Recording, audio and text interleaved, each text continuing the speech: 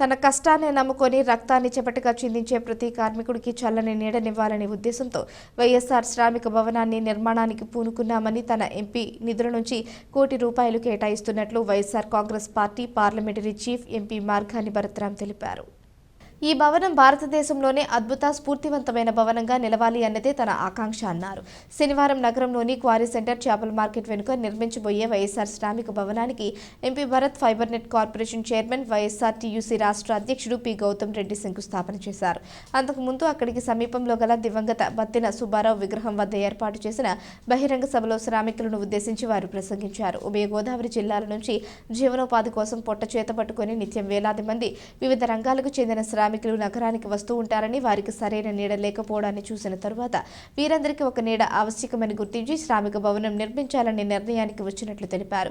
వివిధ రంగాలకు చెందిన శ్రామికులు ఇక్కడ సభలు, సమావేశాలు, ఉత్సవాలు, శుభకార్యాలు ఉచితంగా చేసుకునేందుకు అవకాశం కల్పిస్తామన్నారు. ఈ భవన నిర్మాణానికి తన ఎంపీ నిధుల నుంచి ₹1 కోటి శాంక్షన్ చేసినట్లు ప్రకటించారు. నగర పాలక సంస్థ భవన నిర్మాణానికి అవసరమైన ప్రస్తుతం 25 సెంట్లు కేటాయించిందని, తన కోరికపై మరో 10 సెంట్లు అంటే మొత్తం 35 సెంట్ల స్థలంలో సువిశాలమైన అత్యంత అధునాతనమైన భవనం అతి త్వరలో నిర్మాణానికి నోచుకోబోతుందని తెలిపారు. రూడా చైర్మన్ రౌతు సూర్యప్రకాశరావు, ఎన్వి శ్రీనివాస్, నక్కా శ్రీనాగేష్, అజ్జారపు వాసు, వివిధ కార్మిక సంఘాల ప్రతినిధులు ప్రసంగించారు. క్వారీ సెంటర్ అంటే ఎంతో రాజకీయ వైవిధ్యం ఉన్న ప్రాంతము. ఎంతోమంది ఎస్సీలు, బీసీలు నివాసం ఉండే ఈ ప్రాంతంలో బత్తిన సుబ్బారావు గారిని తలుచుకుంటూ ఈ ప్రాంత ప్రజలందరూ కూడా జీవిస్తారు. మరి ఈ క్వారీ ప్రాంతంలో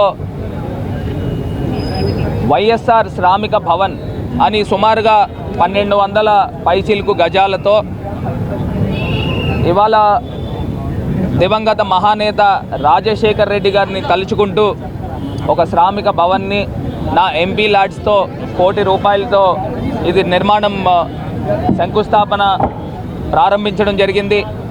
మరి ఈ కార్యక్రమానికి ముఖ్య అతిథులుగా YSR trade union Andhra Pradesh state president అయిన శ్రీ గౌతమ్ రెడ్డి గారు ఇవాళ వారి ముఖ్య అతిథిగా ఆహ్వానించి వారి యొక్క అమృత హస్తాలతో ఈ రోజున ఈ శంకుస్థాపన కార్యక్రమము ప్రారంభించనున్నాం.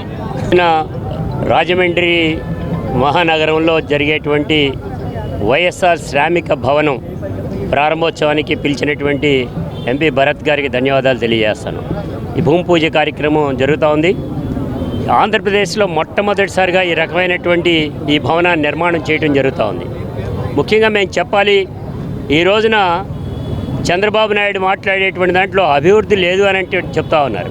మేము చెప్తున్నాం, ఛాలెంజ్ చేస్తున్నాం. భరత్ గారు మేమైనా కానీ కూడా ఎక్కడికైనా వస్తాం, అభివృద్ధి ఏ రకంగా జరిగిందని చెప్తున్నాం.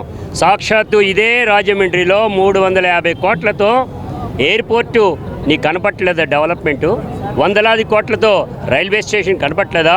వేలాది కోట్ల రూపాయలు ఖర్చు పెట్టి రాజమండ్రి పొర వీధులు కానీ ఇతరత్ర పార్కులు కానీ నిర్మాణం చేసినటువంటి కనపట్లేదా అని అంటున్నాం.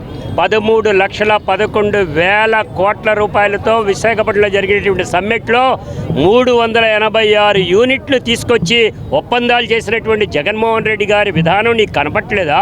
6 లక్షల ఉద్యోగ వ్యవస్థని క్రియేట్ చేసిపోతున్నటువంటి జగన్మోహన్ రెడ్డి గారిది అభివృద్ధి కాదా అనేటువంటి అడుగుతున్నాం.